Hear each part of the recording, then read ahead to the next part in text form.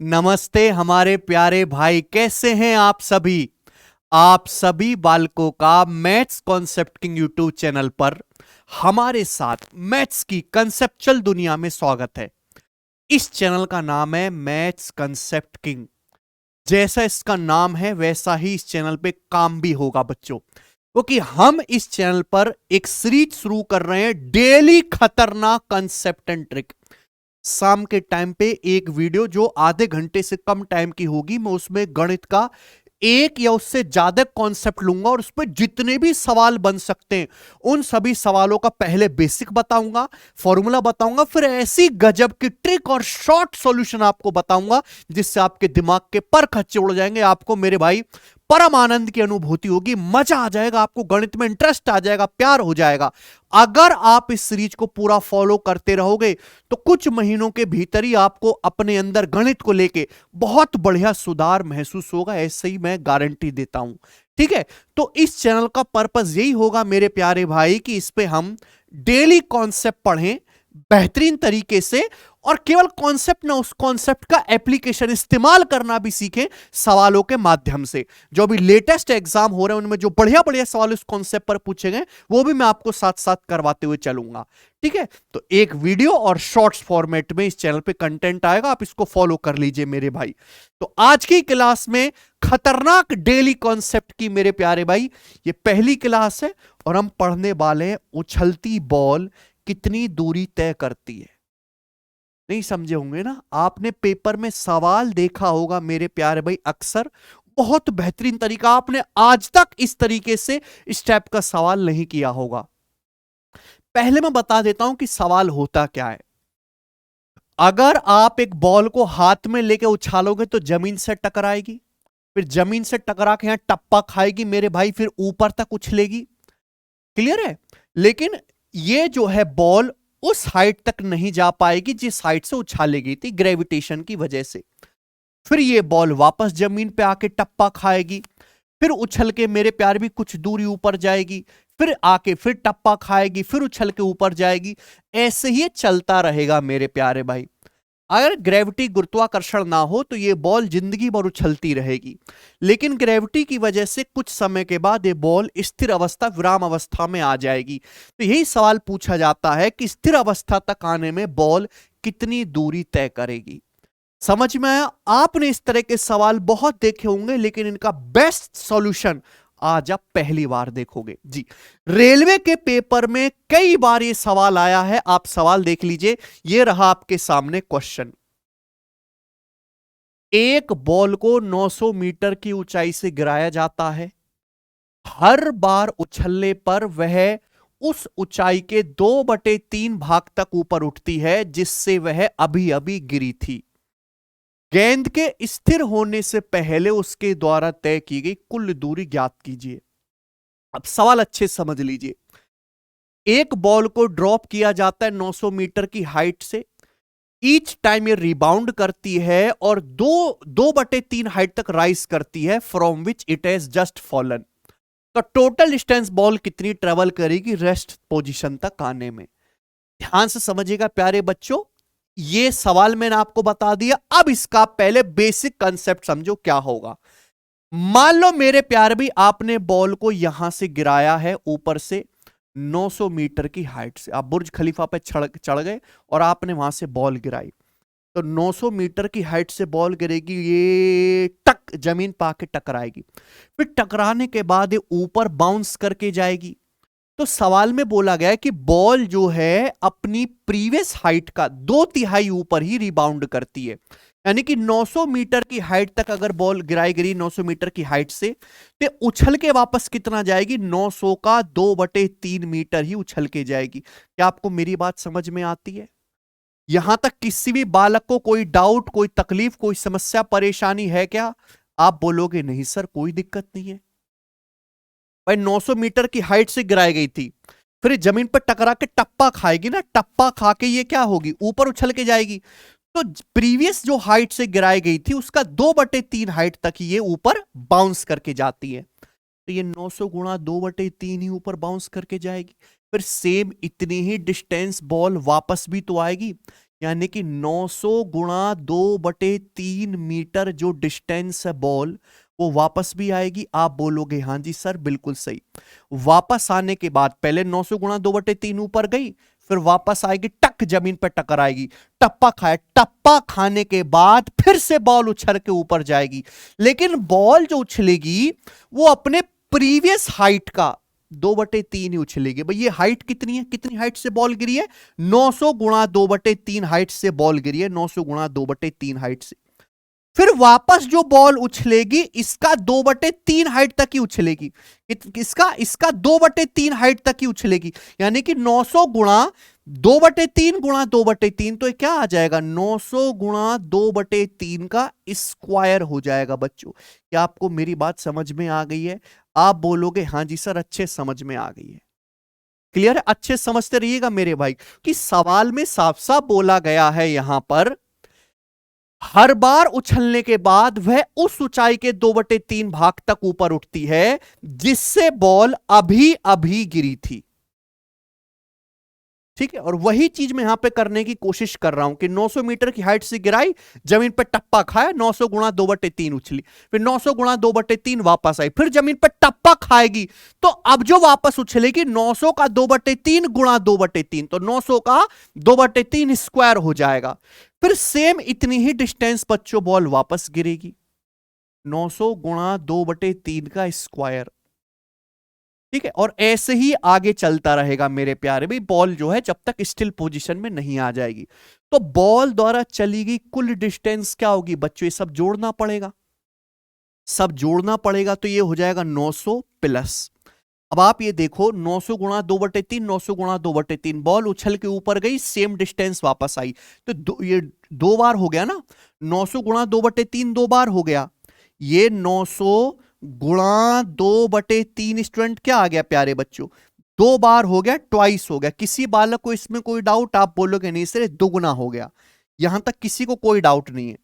फिर मेरे भाई ये देखो 900 गुणा 2/3 स्क्वायर उछल के वापस जाएगी, 900 गुणा 2/3 स्क्वायर उछल के नीचे आएगी, तो 900 गुणा 2/3 का स्क्वायर भी, ठीक है, ऐसे आगे चलता रहेगा। ये भी 2 बार हो गया, 2 टाइम्स हो गया मेरे भाई, 2 बार हो गया। आप बोलोगे हाँ जी सर बिल्कुल सही।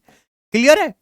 और ये ऐसे ही आगे चलता रहेगा dot dot dot dot dot dot dot dot infinite तक। ठीक है ना, जब तक बॉल स्टिल पोजीशन पे नहीं आ जाती। ये डिस्टेंस आपको जो है यहां से निकालनी है। ठीक है, कैसे निकालेंगे प्यारे भाई? ये मैं आपको बेसिक बता रहा हूं, पेपर में ये सब नहीं करना होगा। देखो यहां भी 2 से गुणा है, यहां भी 2 से गुणा है, यहां 2 से गुणा नहीं है। तो बच्चों जैसे 900 है, अगर मैं ये 900 है, मैं यहां 2 से गुणा करूंगा तो 1800 हो जाएगा। ये 900 है, अगर मैं 2 से गुणा करूंगा तो 1800 हो जाएगा, पर ये 900 ही था, तो मैं इसमें से 900 घटा लेता हूं। क्या मैंने कोई गड़बड़ करी? भैया मैं कैलकुलेशन को आसान करने के लिए ऐसे कर सकता हूं। ये था 900, तो मैंने 2 से गुणा कर दी, 2 गुणा 900 1800 हो गया, और मैंने 900 घटा लिया, 1800 माइनस 900 900 ही रहा। इसका फायदा क्या है कि भैया ये जो चीज है प्यारे बच्चों, ये एक ज्योमेट्रिक प्रोग्रेशन बन गई। अगर आप ध्यान से देखो, बड़े ध्यान से देखो कि यहां से 2 गुणा 900 कॉमन आ गया। बताओ बच्चों 2 गुणा 900 कॉमन आया कि नहीं आया? 2 गुणा 900 यहां भी है, 2 गुणा 900 यहां भी, 2 गुणा 900 यहां भी है, 2 गुणा 900 कॉमन आ गया। ब्रैकेट में क्या बचेगा? यहां से बचेगा 1 प्लस, यहां से क्या बचेगा? 2 गुणा 900 कॉमन चला गया, 2/3, 1 प्लस 2/3। यहां से क्या बचेगा? 2 गुणा 900 कॉमन चला गया, 2/3 का स्क्वायर, 2/3 का स्क्वायर। आज पूरे कंसेप्ट को खोल कर रख दूंगा, डॉट डॉट डॉट, आगे क्या आएगा? 2/3 का क्यूब, फिर 2/3 की पावर 4, ऐसे ही जोड़ता रहेगा, और माइनस का 900, माइनस का 900। ये आपकी टोटल डिस्टेंस आ गई जो आपको निकालनी है बच्चों। बताओ मजा आया कि नहीं आया? देखो कोई ट्रिक या शॉर्टकट सीखने का फायदा तभी है जब आपको उसका बेसिक अच्छे से आता हो। मैंने बड़े अच्छे से आपको समझाया है। ये ज्योमेट्रिक प्रोग्रेशन है, इनफाइनाइट सीरीज है, क्या आप इसको जोड़ नहीं सकते? हर कोई बच्चा जोड़ सकता है। नहीं आता आपको कंसेप्ट तो मैं लिख लेता हूं। भाई गुणोत्तर श्रेणी या ज्योमेट्रिक प्रोग्रेशन एक ऐसी सीरीज जिसके किन्हीं भी 2 लगातार टर्म का रेशियो या अनुपात सेम रहता है। जैसे कि A R square, A R cube, ये क्या है? ये एक ज्योमेट्रिक प्रोग्रेशन, गुणोत्तर श्रेणी कहलाती है ना, रेशियो सेम होता है जैसे, है ना, ए से ए आर देखो आर गुना हो गया, ए आर से ए आर स्क्वायर आर गुना हो गया, ए आर स्क्वायर से ए आर क्यूब आर गुना हो गया। तो यहां पे दो टर्म का रेशियो सेम है आर। भाई अगर कोई ज्योमेट्रिक प्रोग्रेशन में इनफाइनाइट टर्म्स हैं लेकिन कॉमन रेशियो, इसे बोलते हैं कॉमन रेशियो, कॉमन रेशियो अगर एक से छोटा है तो किसी भी गुणोत्तर श्रेणी के अनंत पदों के योग का फॉर्मूला है ए बटे वन माइनस आर, ए बटे वन माइनस आर। किसी ज्योमेट्रिक प्रोग्रेशन के इनफाइनाइट टर्म्स के सम का फॉर्मूला है ए बटे one minus R, infinite terms का। लेकिन शर्त यह होनी चाहिए कि कॉमन रेशियो एक से छोटा होना चाहिए। एक से बड़ा हो गया कॉमन रेशियो तो फिर इनफाइनाइट टर्म्स का योग इनफाइनाइट आएगा। ठीक है बच्चों, एक से छोटा होना चाहिए। जैसे यहां पे एक सीरीज है 1 plus 1/4 plus 1/16 plus 1/64 dot dot infinite, इसका योग बताओ। देखिए 1 से 1/4, 1/4 गुना हो गया, 1/4 से 1/16 1/16 टाइम्स हो गया, 1/4 से 1/16 कितने गुना? 1/4 गुना हो गया, 1/16 से 1/64 1/4 गुना हो गया, 16 चौका 64। समझ में आई बात? यानी कि यहां कॉमन रेशियो कितना है? 1/4 है, जो कि एक से कम है। तो ये एक जो है क्या है? ज्योमेट्रिक प्रोग्रेशन है। इसके इनफाइनाइट टर्म का फॉर्मूला ए बटे वन माइनस आर। यहां पे पहले टर्म को हम ए कहते हैं, फर्स्ट टर्म को मेरे दोस्तों हम ए कहते हैं। आर है कॉमन रेशियो, कॉमन रेशियो की वैल्यू कितनी यहां पे? 1/4 है। तो फॉर्मूले में वैल्यू रख दो 1/1 माइनस 1/4, 1 माइनस 1/4 3/4 हो जाएगा, ऊपर जाएगा तो 4/3। तो इस सीरीज का जो सम आ गया वो 4/3 आ गया। ठीक है, तो ये पूरा कॉन्सेप्ट है, आपको पता होना चाहिए। अगर ये कंसेप्ट आपको पता है और मैं इस सवाल में कंसेप्ट लगा दूं बच्चों, तो क्या मेरा आंसर नहीं आ गया? भाई 2 गुणा 900 कितना आ गया? 2 गुणा 900 हो गया 1800। सुनते रहिएगा, 2 गुणा 900 है 1800। और ये आपकी ज्योमेट्रिक प्रोग्रेशन है, इनफाइनाइट टर्म सीरीज है। पहला टर्म 1 है, फिर 2/3, फिर 2/3 का स्क्वायर, फिर 2/3 का क्यूब, यानी कि यहां पहला टर्म तो क्या है आपका? 1 है। और कॉमन रेशियो क्या है? 2/3। 2/3 गुना होता जा रहा है ना भाई, 1 की 2/3 में गुणा हुई, फिर 2/3 का 2/3 से गुणा हुआ, 2/3 स्क्वायर आया, फिर 2/3 से गुणा होगा, 2/3 क्यूब आएगा।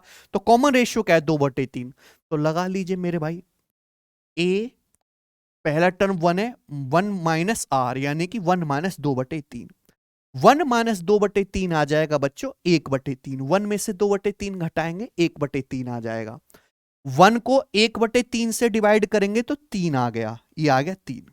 और गलती मत करिएगा 900 घटाना भी, इसमें से आप 900 घटाएंगे भी तो 54 में से 900 घटाएंगे यानी कि 4500 मीटर इस सवाल का आंसर है। तो बॉल विराम अवस्था तक आने में 4500 मीटर की डिस्टेंस कवर करेगी।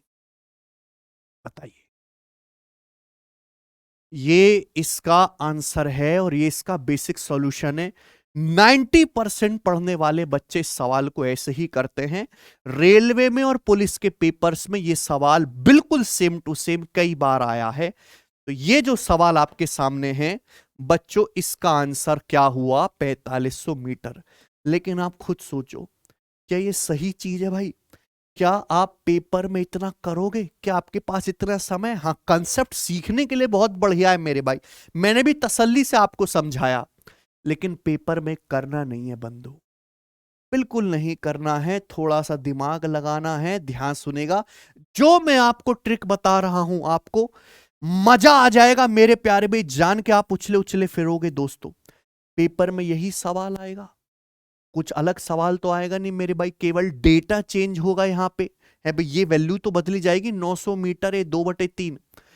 ध्यान सुनिएगा सब बच्चे, ध्यान सुनिएगा। एक बॉल को कितनी हाइट से गिराया गया है? 900 मीटर की हाइट से गिराया गया है।